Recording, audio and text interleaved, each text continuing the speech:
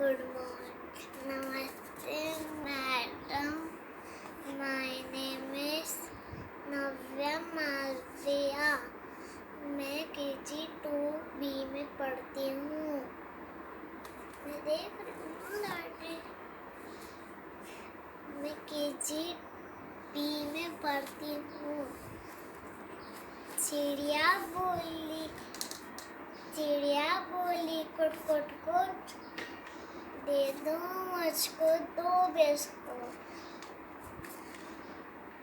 भूख लगी है खाकर फिर भूख लगी है खाकर फिर सो जाऊंगी। ये दूध मलाई रखी है, पर इसमें तो मक्खी है। कैसे खाऊं?